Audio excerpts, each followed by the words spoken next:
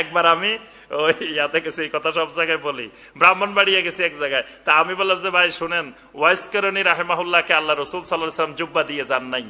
আমরা তো শুনি জুব্বা দিয়ে গেছে ওয়াইস কারণী রাহেমাহুল্লাহকে, তো ওয়াইস কারণী রাহেমাহুল্লাহকে জুব্বা দেন নাই? জুব্বা তো আল্লাহ রসুল সাল্লাল্লাহু আলাইহি ওয়াসাল্লাম আব্দুল্লাহ বিন উবাইরে দিছিলেন, মুনাফিকের লিডারের দিছেন, এবং মুনাফিকের লিডারের ওই জুব্বা দিয়ে দাফনও করা হয়েছে, কিন্তু তারপরেও সে জাহান্নামে গেছে।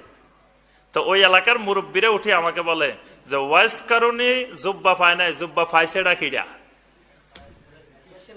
ওয়াইস কারণে পাইলো না, পাইছে ডাকিরা, বলি যান আমাদেরকে।